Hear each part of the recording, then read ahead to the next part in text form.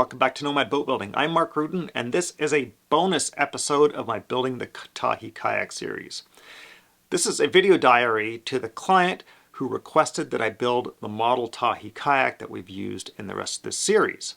Now, just by coincidence, the last full-size Tahi kayak that I attempted is back in the shop getting reskinned. The customer wanted to make some changes, and so we have an opportunity to look at how we built that framework, how we've modified it, because this is not its first reskinning job, and perhaps you can pick up a few tips that will help you to build your version of the Tahi kayak. Now, just a caveat, this boat is now going on to its third reskinning as the client wanted to make more changes. And with each skinning, the boat's gotten re-dyed, and so this framework is looking pretty crusty. Now it's perfectly sound, but you'll notice all kinds of little changes have been made along the way at the request of the customer. I just want you to know that normally these boats look a whole lot prettier when they're first done. Let's get right into it. Okay, Patrick, as luck should have it, the the Tahe Greenland kayak has come back into my shop just while I was working on your model. The client wants to reskin it and make some changes, so you get to have a closer look at some of the details here. Now, so one thing I want to point out is that this boat was not specifically built to be as close to a replica as a Tahi as you could possibly make it, but it's sort of starting out with the Tahi shear profile, but ultimately it's got to fit the paddler, so changes are made to accommodate that. So I just thought I'd show you a few things. I build things differently almost every time, and I don't like to prescribe exactly how one should build stuff. So this frame shows, one approach. The drawings I gave you is going to show a slightly different approach. The model I'm going to send you is going to show you yet another approach. So I think it's the greater value is in trying to find the things that seem like the right way to go for yourself. So one example is the way I do decks here. This is sort of my standard deck configuration. It's normally about 12 inches long. And the idea is that the deck is the thing that allows the transition from the gunnels here, of course, to the stem. And the stem is always 3/4 of an inch wide. So there's always a point at which it comes down to 3/4 of an inch and then flares out. But if you look at the Tahi lines, the Tahi lines are quite full all the way through here, right to the end. They don't have a hollow in here. And so if you want to mimic the Tahi deck line, you're going to think about that. You're going to make sure you're planning out your gunnel construction and stem construction so that this all comes through and you bridge that gap. And this might end up being almost like an overhanging T section all the way through instead of coming into a pinch here. And so this deck might just go right to the end of your stem. Also, this is quite narrow because that's the way I like to do it, because of the way I like to close up the ends. But if you look at a Tahi, it's probably closer to like 2 inches or something like that, 1.5 inches at least, deep there. This boat was made with much a narrower chine originally, and then the customer wanted me to deepen the chines to give it a harder turn of the bilge. So these have got like kind of stupidly overly deep chines. I would never do those normally that deep. Usually they're 3/4 of an inch to an inch at the max. And your model will be reflecting that. And then the mastic construction here, we're going with a very simple sawn mastic that's laid right on top of the gunnels. And I think we had a different one the first time around. In fact, we had a much higher one that I think we had laminated, but that didn't suit the woman who was paddling it in the end, and so this was a different solution we decided to come up with. And then now she wants a secondary deck beam farther forward that can catch her thighs and make for a tighter fit, so that's why we're doing that. However, your model has got a style of Mastic knee brace that I've often put into my regular boats. And these would be like a typical sawn one or something similar to that. Like I say, I do them a little different all the time.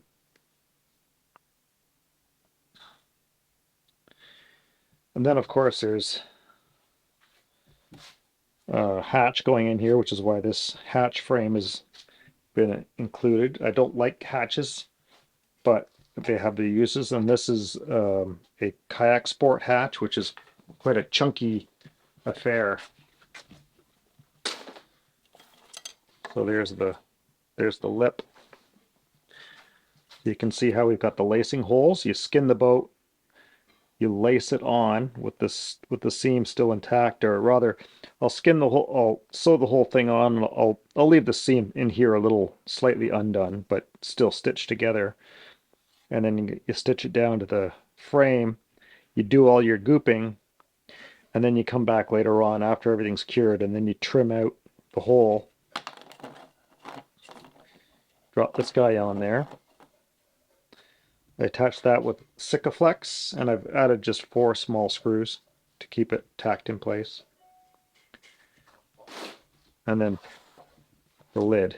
So this thing's like sits quite high. It's like a solid inch high, which is what I don't like about it. I prefer ones that's something that's more flush.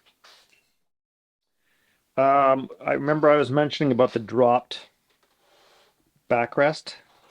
So this guy originally was higher, then we dropped it down to it's about an inch below the edge of the gunnel. And that's to allow layback rolls. So when you're looking at the boat, when it's skinned, you don't notice that this is dropped because the cockpit hoop just floats above it. That's not until you lean down onto it that it drops down. Also, the hoop sits quite a ways back, and so that's just to minimize as much interference in the layback. So it's set quite far back from this position here too. Now this thing looks rough because, of course, this is its 3rd skin now, and frankly, you know, skin boats look fine when they're freshly built, but once they've had a skin on them for a while, they look pretty rude once you peel that skin off.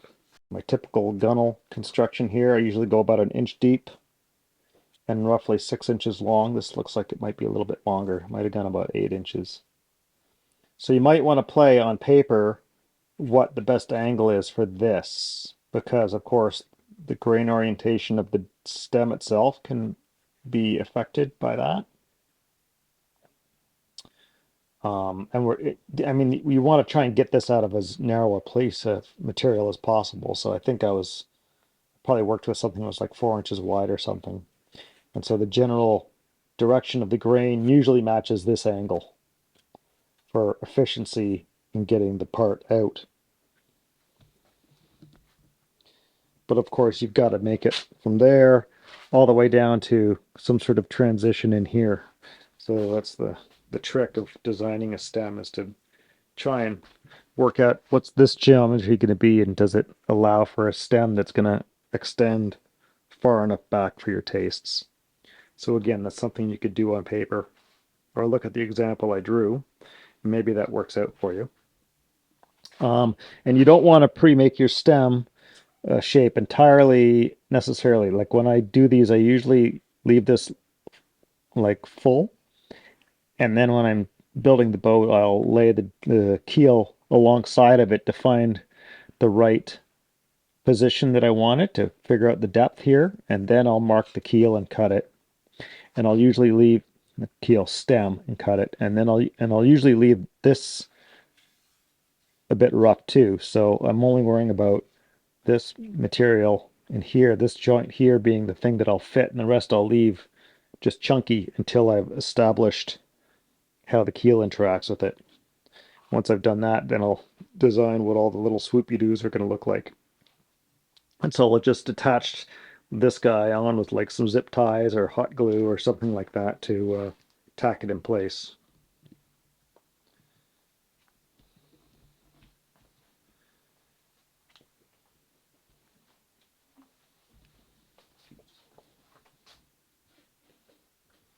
And same thing back here. I actually like the way this, I like the shape back here better.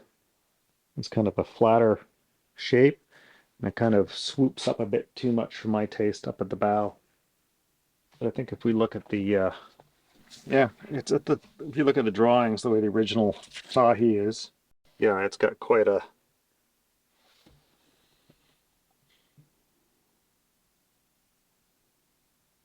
it's got quite a sweep at the bow as well. And then the stern's much flatter.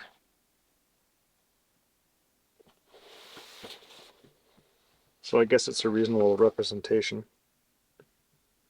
You'll notice on the drawing how this kind of goes gonk, gonk, kind of a hard turn here. Well, that's the deck beams will spring down to create the shape, and this is what you're seeing here is more like a cross section where the deck beam lands right on this, where the deck stringer lands on this deck beam, but the shear itself runs through, and the shape will all fair out. It shouldn't, there isn't like a hard turn here. Should be a nice fair smooth curve. So here in my drawings, like this is how I would normally build a stem, looking at it from above and from the side, as you can see in the example, the built example. That's what it looks like. But this is more what if you were to do something that matches the lines, you'd need to do a full-size deck. I didn't draw a profile view of that. The drawings, I'm sorry, the drawings are not 100% perfect. As in some of those details don't entirely jive. But you need to, it's important that you don't just follow my stuff by rote. It's important that you try and figure it out for yourself and think about how you're trying to create these shapes. That's what I think the most important thing is here. Look at the shape and think about how you need to build it in order to recreate that shape, because that's your goal. You don't get, this isn't paint by numbers anymore like Brian's plans are.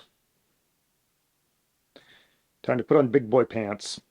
Now, if you're interested in building your own skin-on-frame version of the Tahi kayak, I have a set of drawings available on my website. They're not prescriptive plans. They're a bunch of documents I produced as I went through this process myself. It includes lines drawings, framework drawing, a bunch of details, and a few full-size mold drawings. You can find links to those down in the description. By buying these drawings, you're helping to support these videos, and I thank you very much.